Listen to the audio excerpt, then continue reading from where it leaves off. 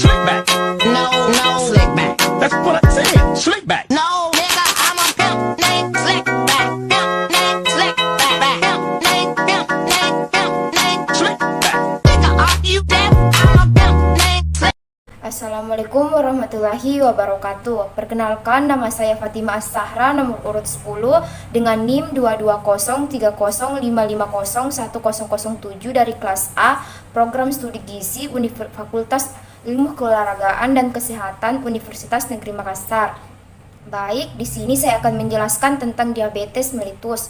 Diabetes mellitus atau DM adalah suatu penyakit atau gangguan metabolisme kronis dengan penyebab yang beragam yang ditandai dengan tingginya kadar gula darah disertai dengan gangguan metabolisme karbohidrat, lemak, dan protein sebagai akibat gangguan fungsi insulin. Adapun jenis-jenis diabetes mellitus berdasarkan penyebabnya, diabetes dibagi menjadi diabetes mellitus tipe 1. Diabetes mellitus tipe 1 disebabkan oleh kegagalan tubuh untuk memproduksi insulin.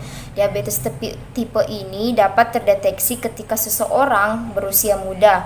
Diabetes tipe 2 disebabkan karena kekurangan insulin, di mana tubuh tidak menghasilkan insulin dalam jumlah yang cukup atau insulin yang dihasilkan tidak dapat bekerja secara memadai. Hal ini menyebabkan tubuh memiliki masalah dalam mengubah karbohidrat menjadi energi sehingga terjadi peningkatan kadar glukosa dalam darah. Diabetes tipe 2 merupakan jenis penyakit yang dapat menyerang orang dari segala usia. Namun, mayoritas terjadi pada orang berusia di atas 30 tahun.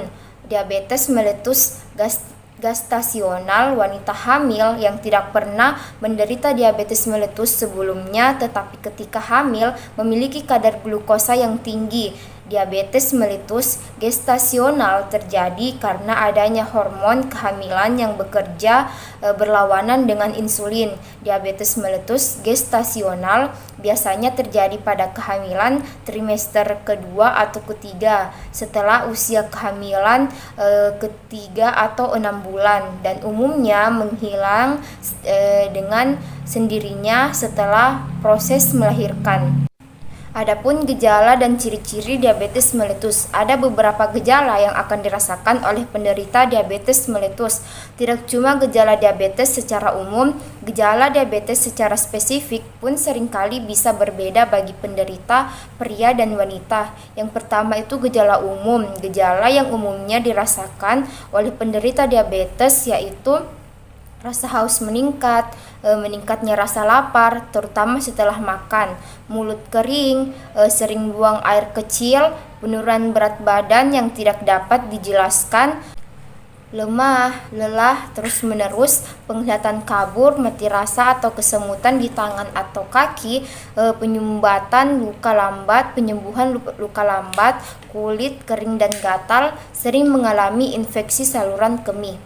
Yang kedua, gejala pada pria. Selain gejala diabetes yang umum, di atas pria juga dengan diabetes mungkin mengalami penurunan gairah seks, disfungsi ereksi, dan melemahnya kemampuan otot. Yang ketiga, gejala pada wanita. Wanita dengan diabetes juga dapat memiliki gejala seperti infeksi saluran kemih, infeksi jamur pada organ kewanitaan, dan kulit kering dan gatal. Selanjutnya ada patofisiologi diabetes.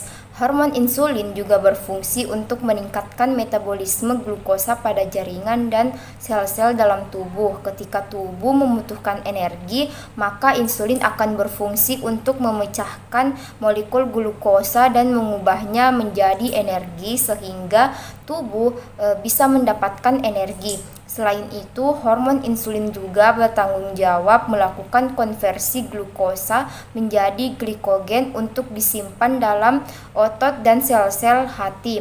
Hal ini akan membuat kadar gula dalam darah berada pada jumlah yang stabil. Pada penderita diabetes mellitus, hormon insulin yang ada di dalam tubuh mengalami abnormalitas. Beberapa penyebabnya antara lain sel-sel tubuh dan jaringan tidak memanfaatkan glukosa dari darah sehingga menghasilkan peningkatan glukosa dalam darah.